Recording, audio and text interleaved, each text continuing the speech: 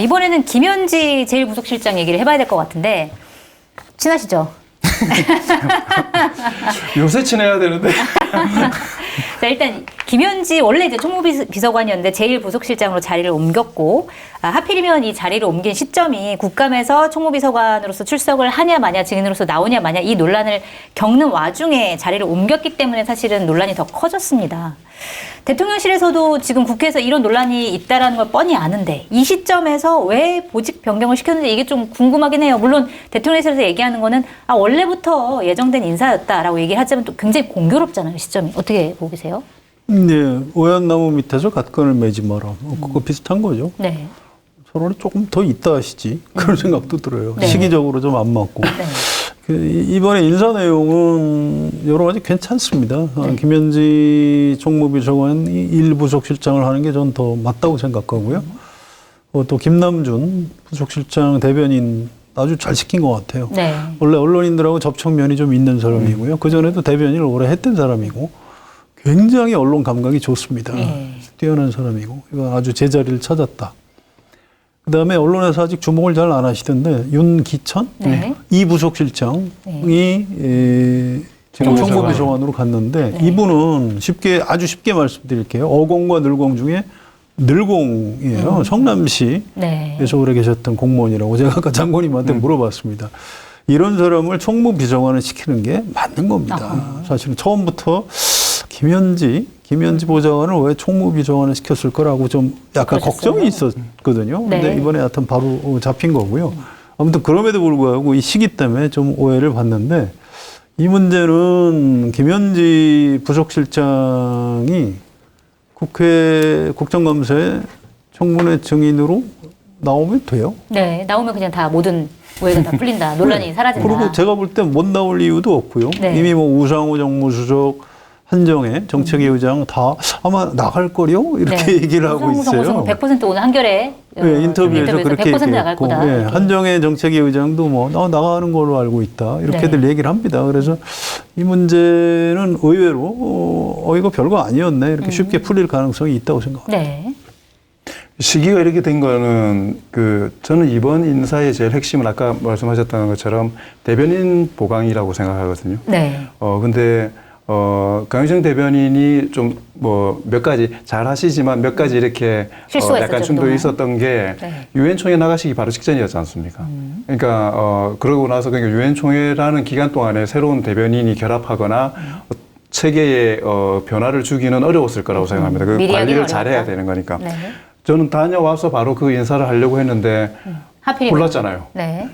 불이 났다. 그러니까 그러네요. 그 비상 그 부분들이 네. 또 있어 버렸지 않습니까? 네. 그래서 시기를 그걸 놓쳤다. 하루 이틀 정도의 긴급한 상황들을 마치고 했다. 그러니까 이해하는 측면에서 보자면요. 네. 그리고 대변인을 강화하면서 이번에 그 김남국 비서관 디지털 소통 쪽을 비서실장실 직속으로 옮겼지 않습니까? 네. 그래서 전반적인 배경을 저는 봤을 때 대통령이 이제 직무에 관련돼 가지고 완전히 적응하고 장악에 대한 좀 자신감을 가져서 그럼 이제 문제가 되는 건 뭐냐면 일은 잘하니까 일 잘하는 게 어떻게 효과적으로 알려지느냐에 방점을 둬야 된다라고 생각을 하시고 배치를 했던 것 같아요. 네. 그러니까 그렇게 배치가 되니까 1부속실이라는데 갈 수 있는 적임자는 김현지 총무비서관밖에 사실은 없는 거고 그다음에 총무비서관이라는 것도 사실 믿을 수 있는 사람이어야 되지만 여러 가지를 관리해보고 이랬던 역량이 있어야 되니까 아까 말씀하셨던 윤기천 그 성남시 초대 비서실장이셨고 네. 늘공이고 뭐 경기도부터 시작해가지고 되게 온순한 인품을 가지시고요. 예, 사람들에게 되게 평이 좋으신 분입니다. 네. 그리고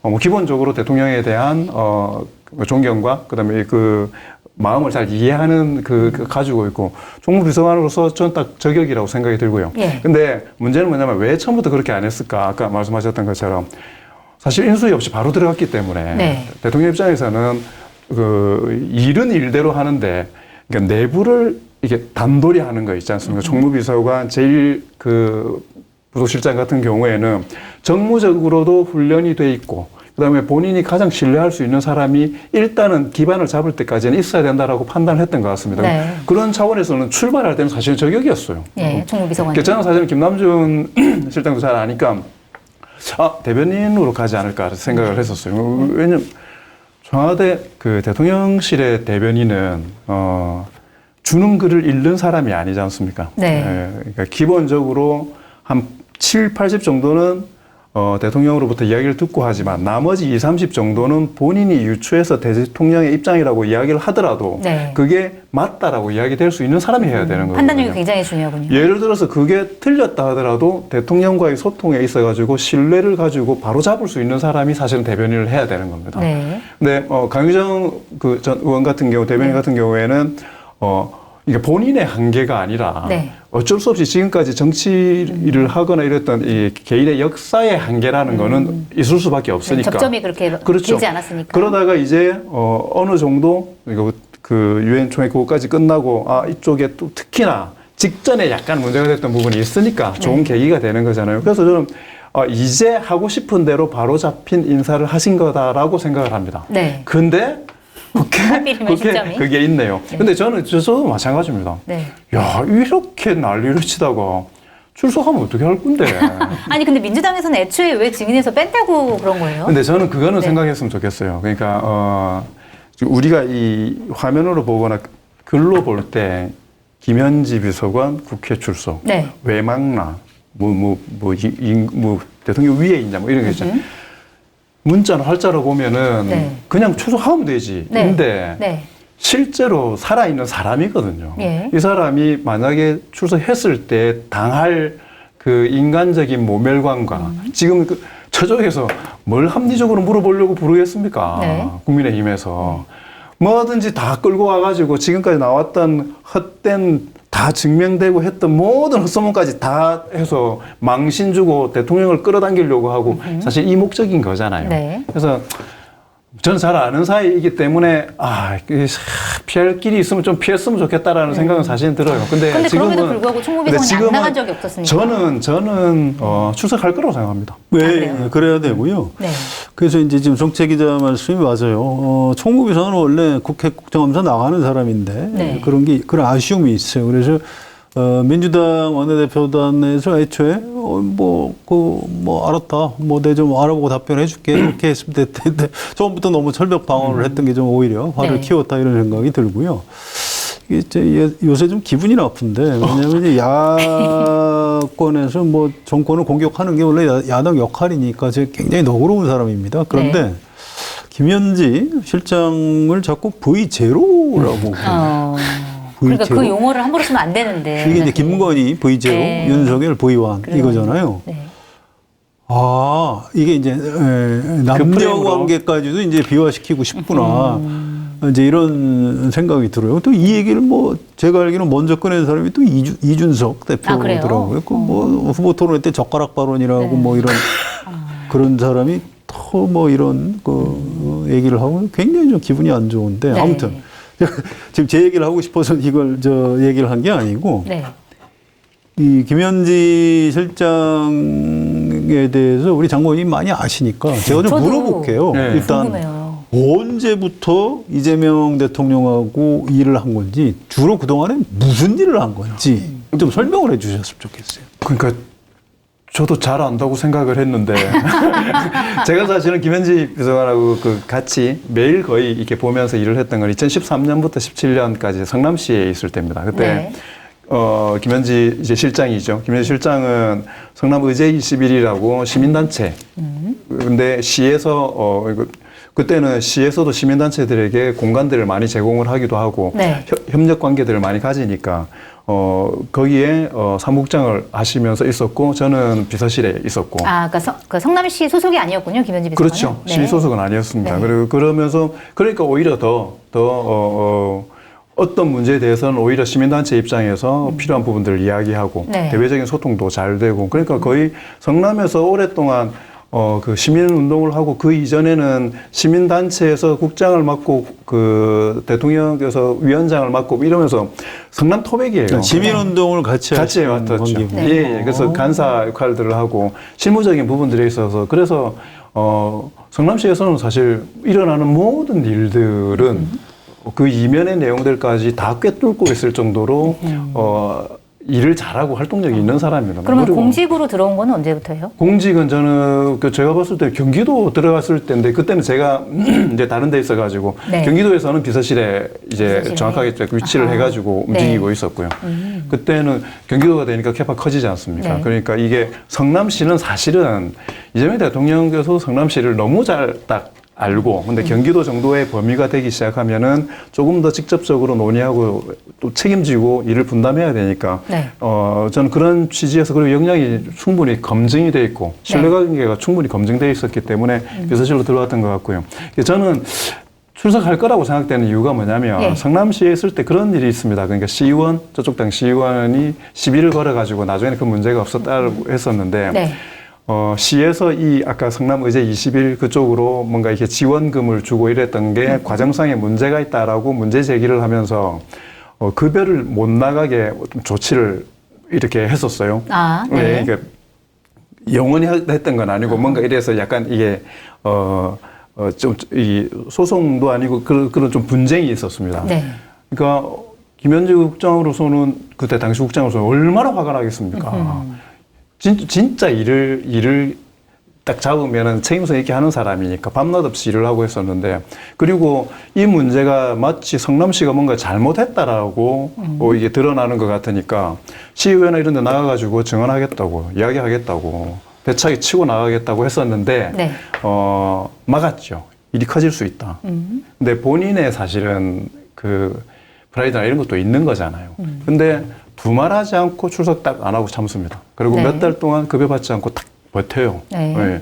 그러니까 무슨 말씀을 드리려고 하냐면은 기본적으로 대통령에 대한 보호 네. 그리고 대통령의 진행하는 데 대한 이해력이 워낙 높고 그 존경하고 애정을 갖고 있는 사이이기 때문에 저는 지금 대통령이 조금이라도 좀 이게 피해가 있을 것 같다. 그러면은 감수하고 나갈 사람이라고 생각이 들어요. 그래서 네. 그 장모님하고 같이 일할 때 예. 호칭을 어떻게 하셨어요? 저는 국장님이죠. 거기 사무국장. 그럼 김현지 국장님은 장모님을 어떻게 불렀죠? 저는 그때 장비였습니다. 장영철 비서관. 장영철 비서관. 장비님. 그 앞에는 장보. 장영철 보좌관. 장보좌관. 네, 주로. 장비라고 부르셨고. 예. 그다음에 같이 일을 해보셔서 좀 알 것 같아서 그런데 성격은 어떻습니까? 되게 쾌활하죠. 되게 적극적이고. 네. 아, 그래요? 그러니까 사진으로 이렇게 나온 거 보면 굉장히 좀 이렇게 새침하고 말 잘 안 할 것 베일에 같아서. 가려져 있다 하도 그러니까 뭔가 비밀의 모습이 좀 그리고 있을 것 중요한 같고. 게 네. 주리 기자들이 네. 없어요.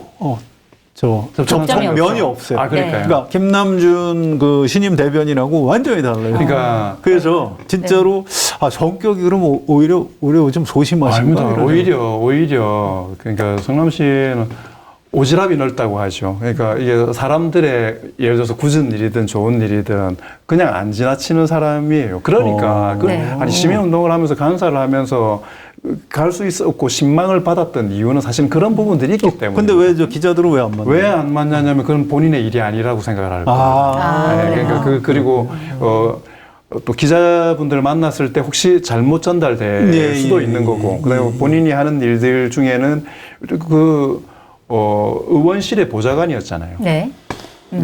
그렇죠. 대통령 국회의원 할때 의원실 보좌관이었죠. 처음부터 보좌관으로 쭉 다 있었으니까. 그리고 그때 막 온갖 재판에 사법적인 엄청난 그 쏟아질 때 의원실에서 그 부분들을 다 어느 정도는 감당하면서 다른 일도 해야 되는 거잖아요.